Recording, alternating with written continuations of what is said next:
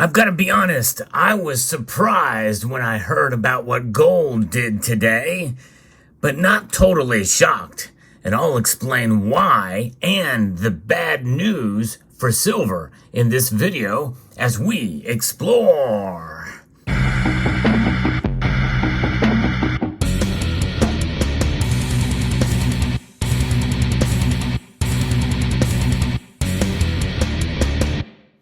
Today was quite an interesting day in the markets and with some numbers that have come out because what the Federal Reserve has been doing has not been helping inflation.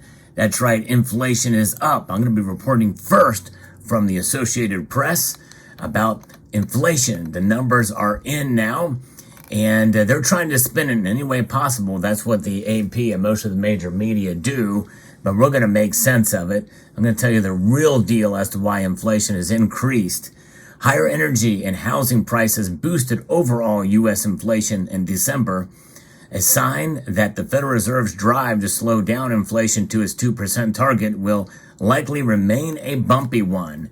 And most of us knew that. In fact, even the Fed has sort of hinted at that earlier, in that usually from 3 down to 2 is the biggest push and where you're going to see the largest resistance. But Thursday's report from the Labor Department showed that overall prices rose 0.3% from November and 3.4% from 12 months earlier. Year over year, inflation has gone up.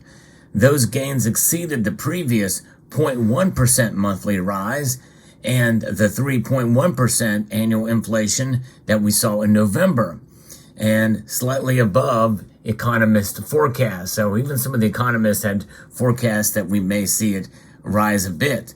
More than half of the increase in prices from November to December reflected higher housing costs.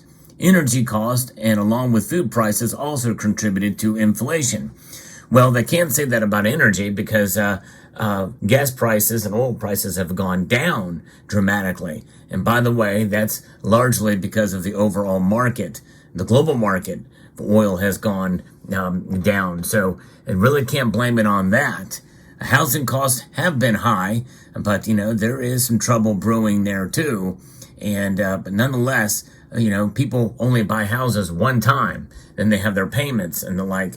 But nonetheless, food prices definitely are high and they're going up. But what is the real meaning behind it? Well, they're not going to talk about that here as we continue with this article from the AP.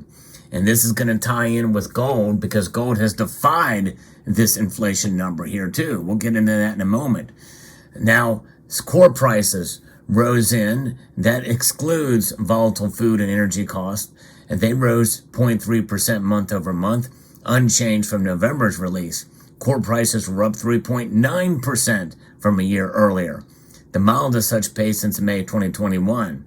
Economists pay particular attention to core prices because by excluding the costs that typically jump around from month to month, they're seeing it as a better guide to the likely path of inflation, which is a higher number than the 3.4%. Inflation has cooled more or less steadily since hitting 9.1% in mid-2022. I wouldn't say it's cooling if the prices are going up year over year. Despite the slowdown in price, of course, again, you can take numbers and say, yeah, since 9.1 in mid-2022, I guess it is less than then from that time, but it's still increasing. It's heating up again. There's no question. And so what's contributing to this? Well, we know what it is. It's the Federal Reserve continuing to have the pressure on them to have to print more money because of the spending that the government is doing. The Inflation Act, I call it. A lot of that money still hasn't been spent. And heck, there's still a lot of money that hasn't been spent from the first CARES Act, the great stimulus that's there. So there's still a lot of money out there that's going to flow, that's going to contribute to the velocity of money. And folks, that means that inflation is still with us. But how is gold impacted in this? Well, usually when stuff like this happens, well, that means that there's less likely that the Federal Reserve is going to cut rates anytime soon.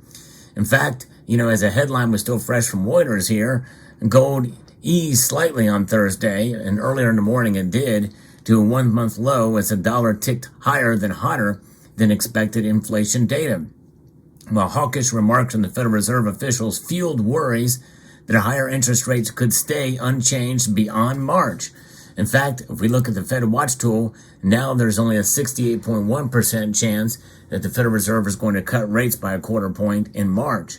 It was higher than that before. In fact, we very well could see them stay where it is now. And that's just it. There's nobody is saying that it's going to go up, that they're going to raise rates. But to stay where it is now for longer, well, that is a bearish effect on the metals complex. Silver reacted strongly. It's down just about 0.75 percentage point as I record this video here, and it is down 17 cents at $22.82. Mere moments before the markets close. Gold, though, however, is up. It's up $3 today to $2,028.10, which is a little bit odd. And it's a little bit of a surprise, but not much of a shock. And I'll tell you why, because, well, there's a lot going on in the world geopolitically.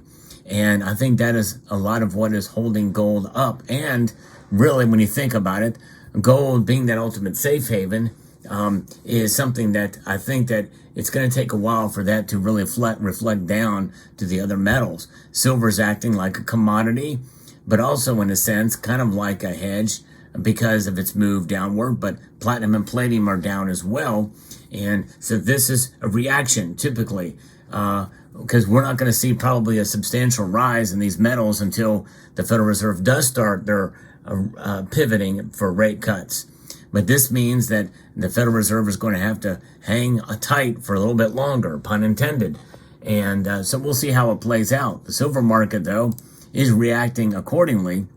And we see the fall of U.S. Treasury yields ease the pressure of silver prices, which hit a 2-month low of $22.48, according to FX Street here, before trimming its losses.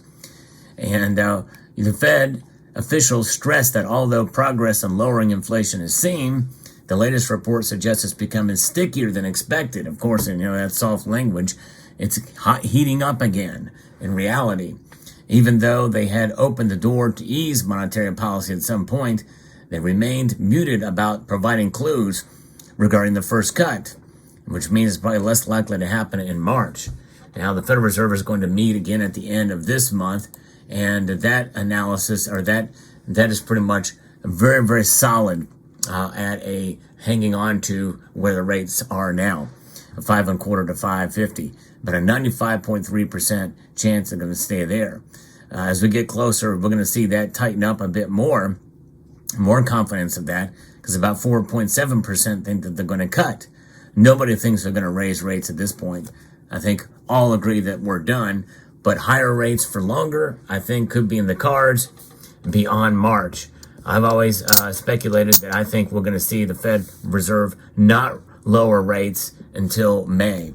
In fact, if we look at the May meeting here, that probability is that they're going to lower rates, to keep rates the same, is right at 1.5%. And the falling down to 4.75% is at 66.3%. That's a 0.5% cut that would occur then, which I'd be very surprised to see that occur, but we shall see. But it is something else to see the movement today, and gold being buoyed up, I think, by geopolitical concerns that are still on the table. We're seeing a lot that's not really being talked about right now, but also I think we're going to start to see domestic election and politics start to play a larger role as the year goes out. We are literally days away from the Iowa caucuses, and I think that's going to be somewhat telling to see where these markets go. To some extent, at least. So we'll be watching that as well. And of course, the trial of Donald Trump as well, one of many that are going to be coming in the next few months. So there's a lot to pay attention to domestically, but as well as around the world as we watch these markets. But the bad news for silver is this, folks. The gold to silver ratio is now at almost 90 to 1 again. This is crazy. We've not seen this since the pandemic. And we very well likely could continue to see this type of activity and this floating up as gold is propped up by nations buying it, holding it in their portfolios and their vaults, and silver kind of suffering through for a while anyway. We must be prepared for that until they start to lower rates or there's real serious talk about it. So in other words, inflation up, silver down. It's kind of crazy. That's bad news, but I think it's going to take a while. But I think we'll see something in due course play a role there. And gold as well. Gold is holding its own with this rise in its price today. We'll keep an eye on it. But let me know what your thoughts are about gold and silver in the markets today. It's what I like to do on this channel is to give you the latest analysis and news and information with regards to precious metals. So if you enjoy content like this, I hope you will subscribe to the channel and press that like button down below if you find value in the content I provide. The algorithm has not been very kind to me today, and so if you could be so kind as to share this video if you think others would enjoy hearing it. But I want to extend a multitude of gratitude to each and every one of you for watching and encourage you to please rate, share, comment, and subscribe.